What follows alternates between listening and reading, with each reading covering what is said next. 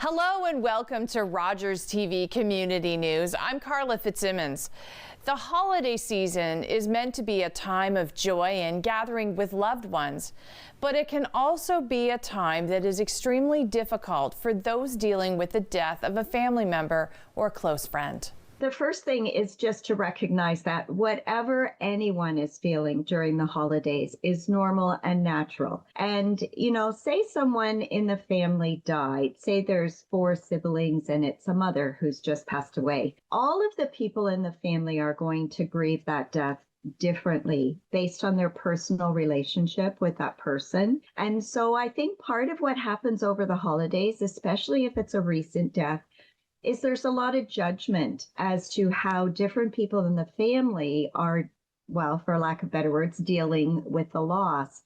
And, one piece of advice I would say is grief is experienced individually, and just because someone in the family is not reacting or responding the same way you are doesn't mean that they're not hurting. I would also say or encourage people to bring that person's name up.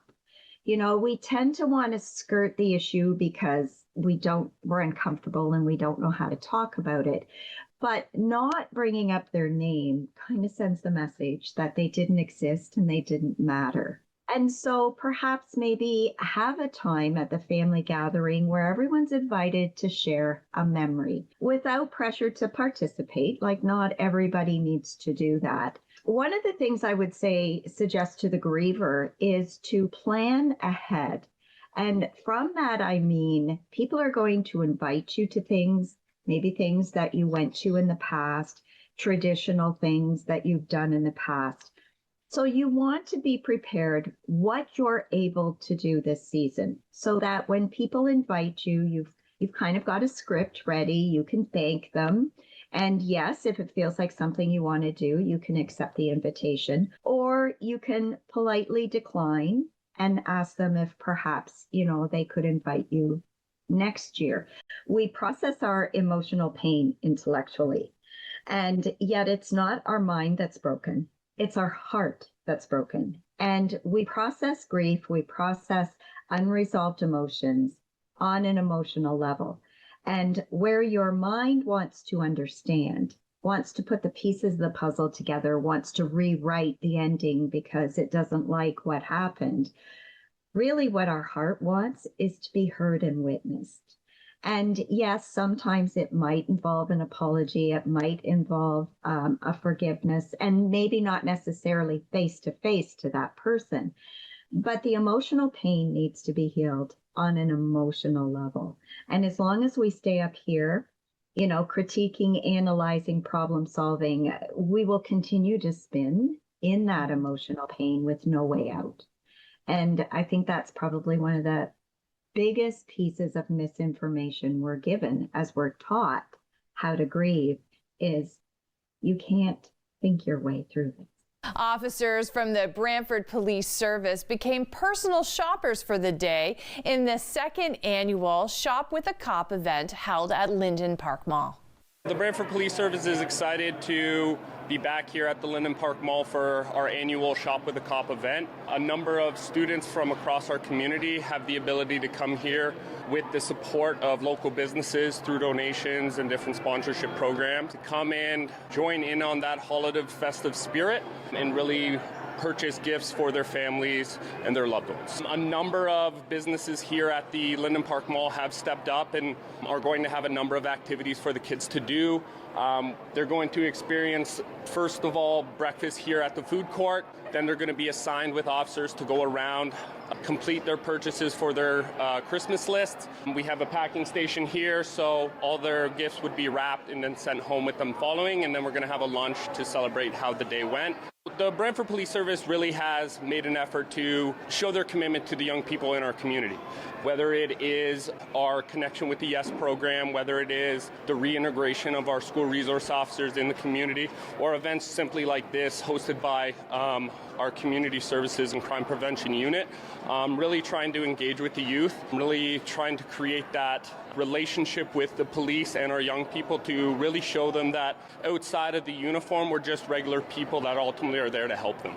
My current role here with the Brantford Police Service is I am a school resource officer for the Catholic School Board here.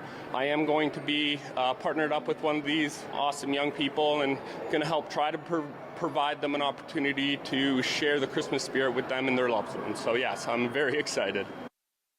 And it was smiles all around as representatives from Tim Hortons presented a check to the Food Bank of Waterloo Region. The money was raised from this year's Holiday Smile Cookie campaign. Because of this and this was possible. And it's an absolutely incredible campaign that not only kicks off the holidays, but really does some good in local Tim Hortons communities. 50% of the proceeds from each cookie go to a local charity chosen by the Tim Hortons owner groups, and the other 50% goes back to the Tim Hortons Foundation camps. So they raised just over $144,000. So that means $72,000 is going to the Food Bank of Waterloo, and the other $72,000 back to Tim's camps. It comes at a critical time of year when the weather starts to get colder, when the holidays come close. More and more people do struggle with food insecurity, but it is also important to recognize that food insecurity is happening in our community 365 days a year. We are so grateful for the support and for what it means for our community and the people that will benefit directly because of this campaign. For the Food Bank of Waterloo Region, that equates to about 142,000 meals. We continue to see record numbers of those who are accessing food assistance. We're up over 7% year over year with our food hamper visits, and it's really challenging for people. People are having to choose between celebrating at the holidays or buying food, putting gas in their car that's going to get them to and from a job, or buying food. The cost of living has never been higher, and people continue to struggle. So I just want to say thank you to the community for continuing to step up time and time again to help their neighbors in need. Being part of being the brand and doing what we can do in our community is so important. I think we've always said governments do a lot to make our communities that much better, but private sector also has a responsibility to get involved. And I think that the Holiday Smile Cookie program, is a testament of just doing the right thing in our community. Raising $144,000 for the Kitchen Waterloo Market is tremendous for the Food Bank and the Tim Hortons Foundation camps. And on behalf of everyone at the foundation, we really just could not be more grateful for the support of Tim Hortons, our restaurant owners, their team members, and really at the end of the day, the community of Kitchener-Waterloo. So thank you for all that you do and for the impacts that you're making in your community. For the third year in a row, the teddy bear toss goal at the Brantford Bulldogs game went under review.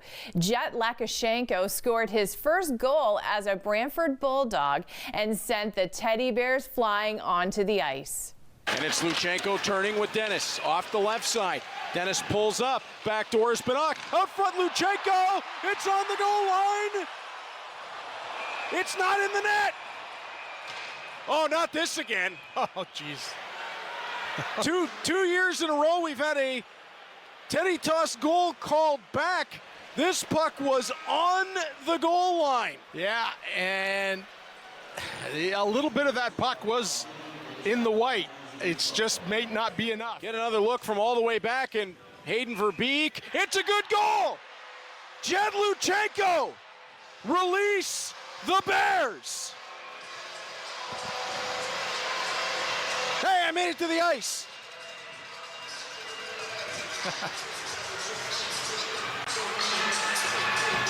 Look at this team photo. Ryerson Leaders has a giant bear up on his shoulders. The goal scorer's front and center. Yeah, Jet Luchenko is front and center of the pile. The entire team made him just get out front of the group. Laura's got the microphone. She's got Jet Luchenko. Laura, with our goal scorer, it's all yours. Thank you, Jet. Not only is it the teddy bear toss goal, it's your first goal as a Bulldog. How are you feeling right now? Good, yeah. It's always nice to score and get the team up one, especially on a night like this too. So it's really cool. There's a big internal competition with the winner, the goal scorer, to pick their charity. Do you have a charity in mind? I have nothing in mind right now, but like I said, it's a cool thing for the ownership to do that, and I'll definitely think about that one hard. It's a little loud in here. After this goal, how do we dial back in and get ready for the rest of the game? Yeah, I think obviously it's a big break and kind of lose some momentum, but kind of just keep playing our game. I think we'll be able to feed off the crowd here. Thank you, Jet. Getting ready to resume this game. The Bulldogs players just shedding the gloves. Let's get into it. Hey, how about Ben Danford, Marek Van Acker? Those are first-round NHL draft picks going. All right, let's get in here and help this cleanup. Waterloo Regional Police Service dispatch received an unusual call from 2 women in Elmira. The incident happened on November 28th. Take a listen. 911 emergency. Hi, there is a horse and buggy traveling. There's no one in the buggy. It's just a horse and buggy that escaped in Elmira. And then don't know which way it's gone from there, like you guys continued on? No, we're following it. Oh, you're following it? Okay. Mom's out for coffee. Our kids are not with us. We are just on an adventure trying to be helpful. Oh, the horse just keeps going. Like this horse. The horse is still going? Okay. The horse has got, like, Gold Star. It was something in another life, or I don't know, maybe he's really hungry and wants his treats at home. I don't know. Probably not expected for the morning. No, but you know what? This wasn't on my bingo card. Oh, the horse is stopped. Yeah. Okay. Somebody's leaving their truck and going to grab the horse. He's covered the horse. He got the horse blanket out. He kind of wiped it down a bit. Oh, sounds like you guys got it all under control right now. Oh, I got a text from you guys. Thank you for calling Waterloo Regional Police. Yeah. No, you guys are hilarious. I will let you go so you can go and speak with them. Okay? Thank you for your help. Thank you, guys. You take care. And in case you missed it, here's some sights and sounds from this year's Santa Claus Parade in Guelph.